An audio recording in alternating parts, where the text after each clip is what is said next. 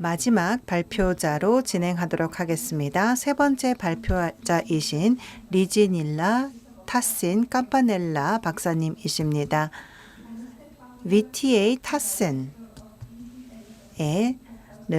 세우신 분이십니다. VTA 타센 같은 경우에는 해양법 전문 법인입니다. 캄파넬라 박사님께서는 분야별 기구 및 기관의 역할, 협력 및 해양에 대해서 말씀해 주시겠습니다. 발표 부탁드립니다.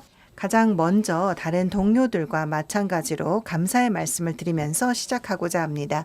대한민국 외교부, 대한국제법학회 그리고 이클로스 측에 감사의 말씀을 드립니다. 초대받아서 함께하게 되어 기쁘게 생각합니다. 저는 분야별 기구 및 기관의 역할에 대해서 말씀을 드리면서 특히나 정부 간 기구에 대해서 말씀을 드리고 또한 해양 관측 활동에 대한 협력에 대해서 말씀을 드리고 싶습니다. 이를 이해하기 위해서는 가장 먼저 해양 거버넌스의 이해 당사자들을 이해하고 이해 당사자들의 역할을 이해해야 합니다. 이 그래프는 이미 여러 번 보셨으리라 생각을 합니다. 해양 거버넌스에 관련된 기관들이고 이 그래프 같은 경우에는 제17차 17개의 RFMO도 포함되어 있고 또 유네파에 있는 여러 기관들도 포함되어 있기 때문에 의미 있다라고 생각을 합니다. 해양 거버넌스를 완전히 다 포함하고 있지는 않습니다. 왜냐하면 UN 외의 기관들이 포함되어 있지는 않기 때문입니다. 여러 국제 기구들과 정부 간 기관들 중에 UN 외에서도 여러 핵심적인 역할을 하고 있는 기관들이 있기 때문입니다. 해양 거버넌스는 현재 다양한 해양 사용자들이 있고 다양한 이해관계가 있고 또한 비정부 기관들도 있고 다양한 기관들이 있습니다. 유엔만 있는 것은 아닙니다. 그리고 많은 분들께서 말씀을 해주신 것처럼 해양 거버넌스의 프레임워크를 보면 파편화되어 있다라는 이야기를 많이들 합니다. 여기에 보시면 제13차 지역해양협력 프레임워크를 보면 지역별로 프레임워크가 나눠져 있는 것을 볼 수가 있고 이것을 어업협정과 중복해서 표시를 해보겠습니다. 보시는 바와 같이 앞의 그래프와 어업협정들을 중복해서 지도에 표시를 해보면 여러 기관들이 있고 중첩되는 것을 볼 수가 있습니다. 이렇게 분절화되어 있다는 것은 상당히 부정적이라고 생각을 하고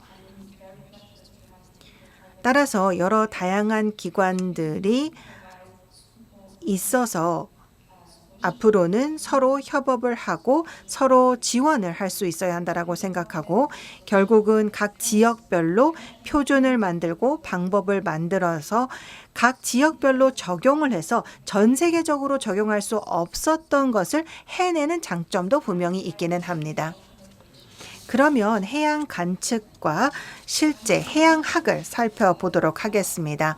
아마 여러분들께서 여러 종류의 해양 관측에 대해서는 방법론에 대해서, 기법에 대해서, 기술에 대해서 들어보셨으리라 생각을 합니다. 또 이 앞서 발표자분께서 어떤 다양한 기술들이 가용한지에 대해서 잘 설명을 해 주셨습니다. 그런데 관련된 규제에 대해서 또 어떠한 분류를 할 수 있는지에 대해서는 잘 모르셨을 것 같습니다.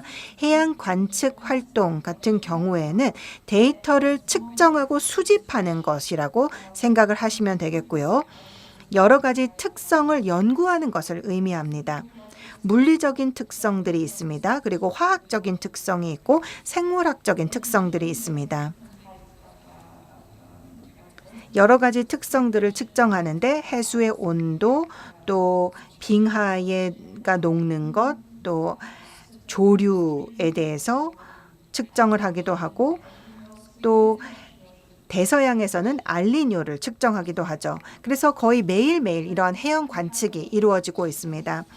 그런데 70년대부터 새로운 관측이 나타나고 있는데 이러한 관측들이 시간상, 공간상 제한되어 있지만 정기적으로 이루어지는 관측이 있습니다. 이것을 저희가 운영해양학이라고 부르고 있습니다.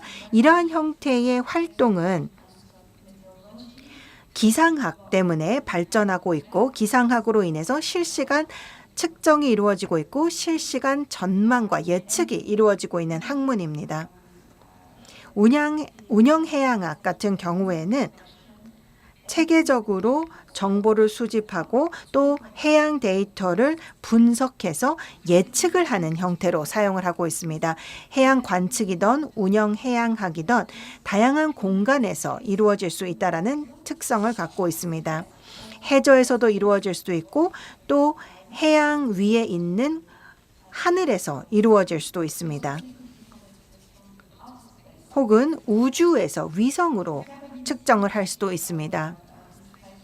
이와 같은 다양한 기술들이 계속해서 발전하고 있는 상황이고 10년, 20년 전만 하더라도 위성 같은 경우에는 화학적인, 물리적인 특성만 측정할 수 있었는데 이제는 생물학적 생산성 등 생물학적인 특성도 측정을 할 수가 있게 됩니다. 이렇게 다양한 측정이 이루어지고 있는데 이러한 측정이 이루어지면서 측정에 그치는 것이 아니라 분석도 하고 시뮬레이션을 해서 예측을 위한 모델링도 이루어지고 있습니다. AI를 포함한 다양한 기술들이 새롭게 사용이 되고 있습니다. 이렇게 다양한 새로운 기술들이 사용되고 있고 기술이 점점 발전하고 있기 때문에 플랫폼 기술도 사용이 되고 있고 플랫폼도 점점 발전하고 있고 디지털 트윈도 가능해지고 있는 상황입니다. 디지털 트윈이라고 하면 지구를 통째로 시뮬레이션을 하는 것을 의미합니다. 이와 같은 디지털 트윈을 이용해서 다양한 시나리오를 운영해 보고 특정 활동의 영향까지도 측정해 볼 수가 있게 됩니다. 이러한 것들은 다양한 기술의 발전 때문에 가능하지만 위성 때문에 가능하기도 합니다. 지구 관측을 위한 위성이 1,800대 정도가 사용 중에 있고 이 숫자는 10년 이내에 3배로 늘어날 것으로 예상이 되고 있습니다. 그래서 지금 우주 환경에서 너무 많은 위성이 있는 상황이기까지 합니다. 따라서 이러한 종류의 기술에 대한 관심도는 점점 높아지고 있습니다. 이러한 기술을 사용해서 해양 관측 활동을 다양하게 하고 있는 이유가 무엇일까요? 웅클로스 협약을 보면 두 가지를 생각해 볼 수가 있는데 첫 번째로는 해양 환경의 보존과 보호인 12부입니다. 12부 같은 경우에는 아주 미래지향적인 부분으로서 웅클로스 협약 내에서 아주 견고하게 국제협력에서 보기 드물게 환경을 다루고 있습니다.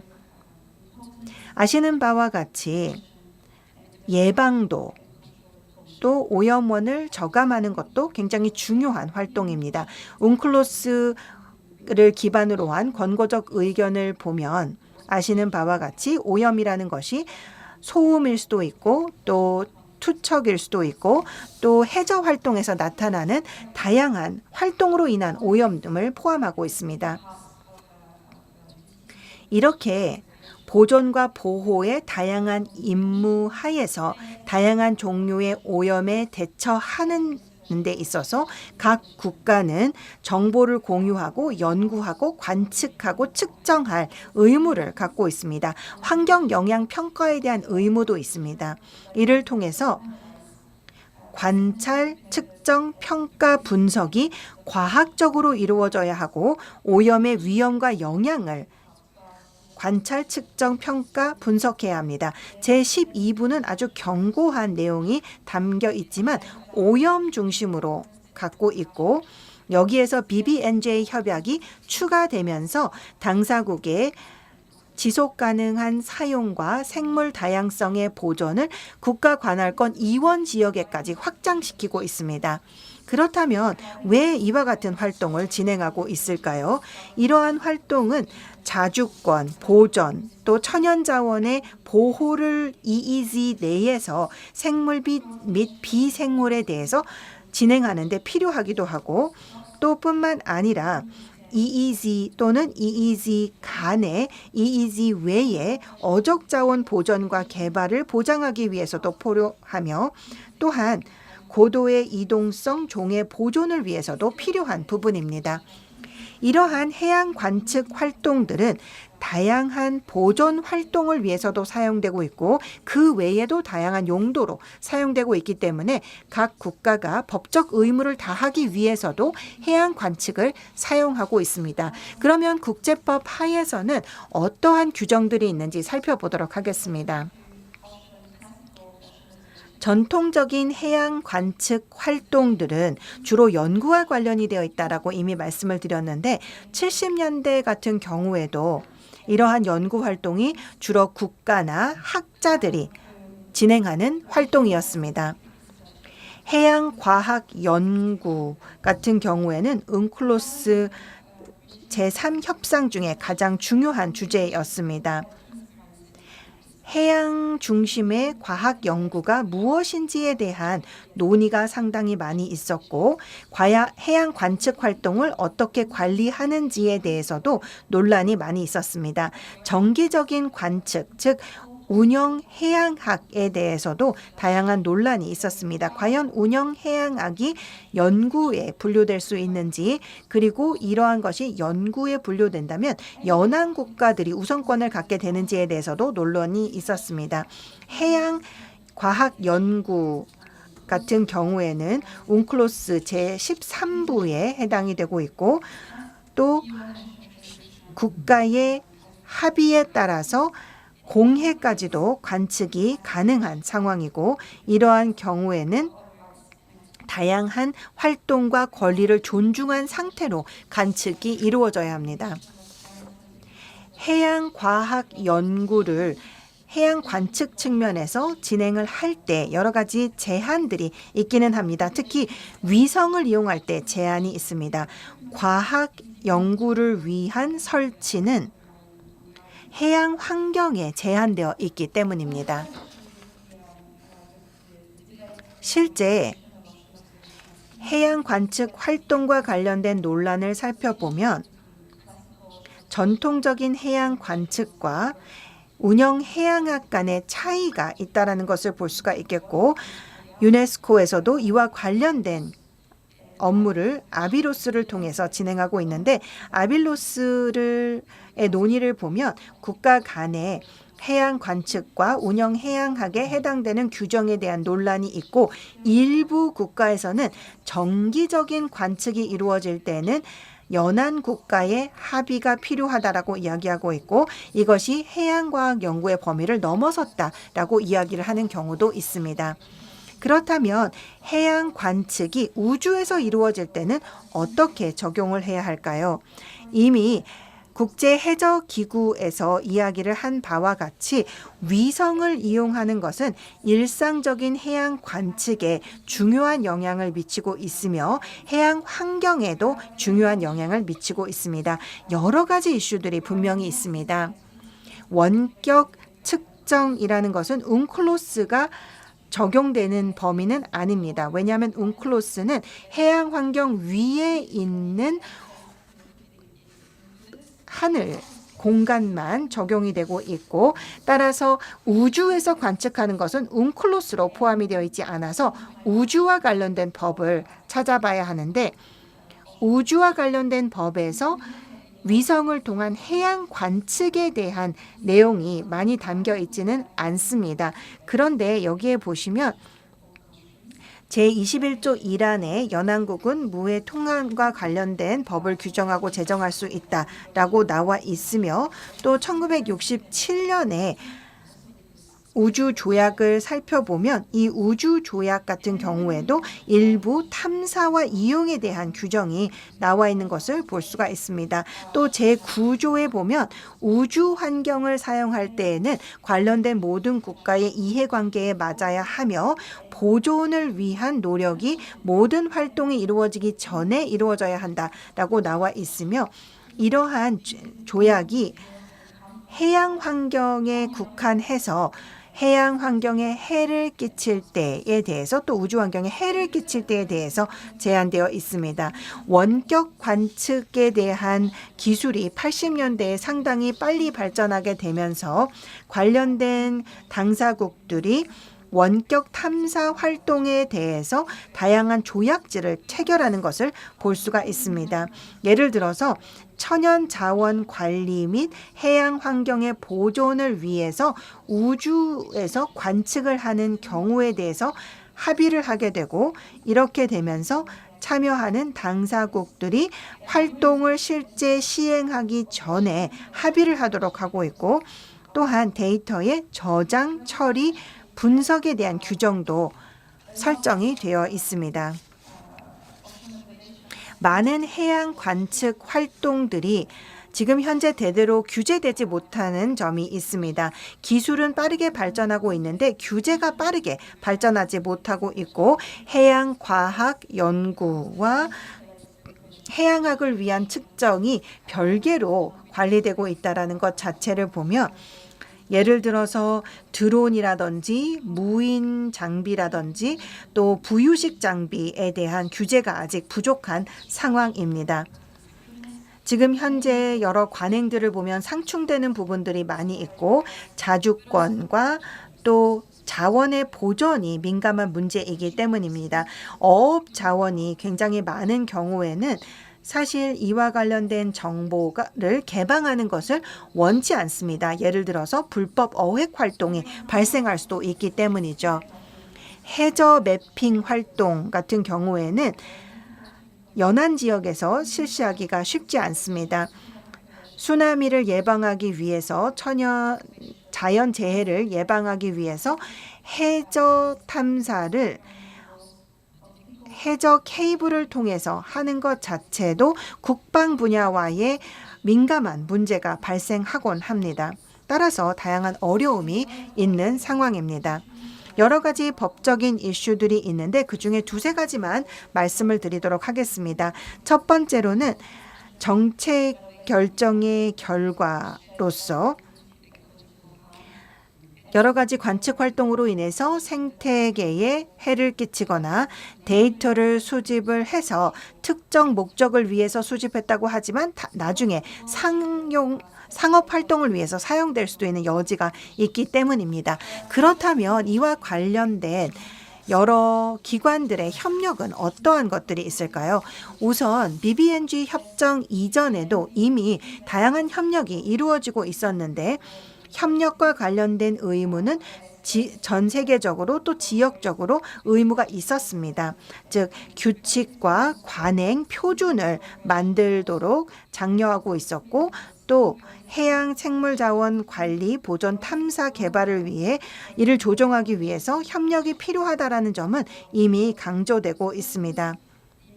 해양 환경 보호와 관련된 권리 및 의무 이행을 조정하기 위해서도 협력이 필요하고, 과학 연구 정책을 조정하고 해당 분야에서 필요한 경우 공동 과학 연구 프로그램을 수행해야 하고, 각 조항의 규정을 더욱 발전시키기 위한 적절한 기구의 협력도 요청되고 있습니다. 이러한 것들은 판례에 의해서 협력의 의무라고 볼 수가 있겠습니다.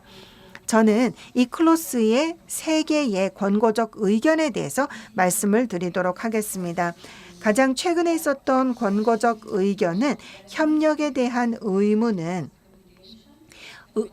여러 조항을 따르기 위해서 필수적이며, 특히나 각 국가의 보존과 보호 의무를 다하기 위해서 필요하다라는 것이고, 2015년에 위원회의 권고적 의견을 보면 당사국과 비당사국 모두 어획과 관련된 협력을 하도록 하고 있고, 2011년에 권고적 의견을 보면 해저에서의 새로운 기술과 과학적 지식의 적용을 통해서 환경물 오염을 예방할 때 협력이 있어야 한다라는 이야기가 나와 있습니다. 지금 현재 다양한 정부 간 기관들이 존재하고 있지만 그중에 2가지 차원에 대해서만 말씀을 드리도록 하겠습니다. 이 정보가 전체는 아니지만 여러분들께 사례로 말씀을 드립니다. 유네스코와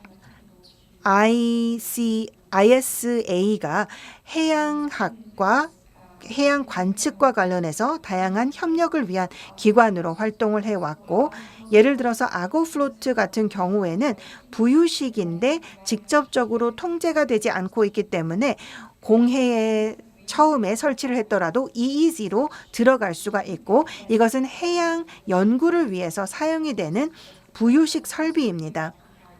그래서 이러한 부유식 설비를 다시 회수하기 위해서 EEZ에 들어갈 때 합의를 하지 않고 부유식의 설비를 회수할 수 있다라고 나와 있습니다.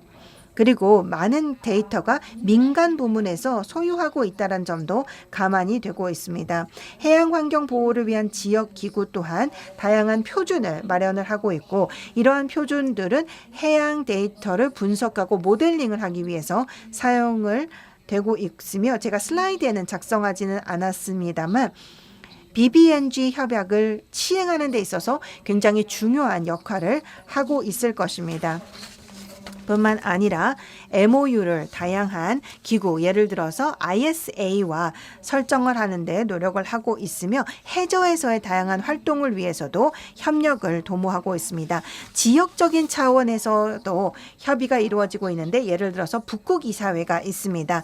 웅클로스와 웅클로스의 비당사국 간의 협력을 이끌어내고 있고 또 북극 공간 데이터 인프라는 아주 창의적인 플랫폼을 마련을 해서 정보를 공유하고 있으며 또한 국제적인 북극 협력을 이끌어내기 위해서 북극의 국가들과 또 북극 지역 이외의 국가들 간의 협력을 이끌어내고 있습니다. 이러한 다양한 관측과 모델링이 특정 국가의 연안에 이루어지더라도 이 북극 지역에서 과학 연구를 위해서 협력이 가능하도록 길을 열어놓았고요. 쿠웨이트 지역 협약도 굉장히 중요한 협약입니다. 지역 협약의 대표적인 협약으로서 해양 관측을 위한 협약이고 또 회원국들 간에 정보를 수집하고 공유하고 있으며 지역의 어업 관리 기구와도 협력을 하고 MOU를 체결해서 활동하고 있습니다. 쿠웨이트에서 MOU를 체결함으로써 특정 국가가 데이터의 수집과 저장, 분석을 함께 협약을 통해서 진행하는 것을 보는 대표적인 사례라고 생각합니다.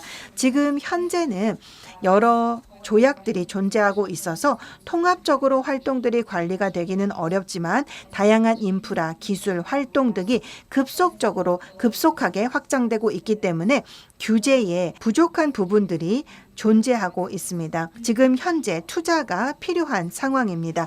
그렇지만 이러한 기술에 대한 투자가 이루어지는 만큼 법적인 안정성을 위한 투자도 필요하다고 생각합니다. 협력의 의무는 여러 정부 간 기관을 통해서 주장이 되고 있고 또 법적으로 부족한 부분들은 새로운 가이드라인과 협약을 통해서 계속해서 추가되고 있는 상황입니다. 그리고 각 국가가 법적 의무를 다하기 위해 노력하고 있기 때문에 큰 도움을 받고 있습니다. 마지막으로는 협력의 시너지에 대해서 말씀을 드리고 싶습니다. 정부 간 기구 같은 경우에는 당사국과 비당사국 그리고 웅클로스의 당사국과 비당사국 다양한 기구들의 회원국과 회원국이 아닌 국가들 또 다양한 형태의 기관들이 협력하고 있는 상태이고 이것이 결국은 해양의 법을 함께 지키고 있는 노력이라고 생각합니다. 대부분의 관행이 이해하기가 어렵고 기밀인 경우도 있고 또 정부 간 기구들이 부족한 부분들을 비판받기도 하지만 앞으로는 얼마나 많은 웅클로스의 지원을 해주고 있는지를 인정받을 날이 있을 것이라고 생각합니다. 감사합니다. 네, 대단히 감사합니다. 아주 종합적인 발표를 해주셨습니다.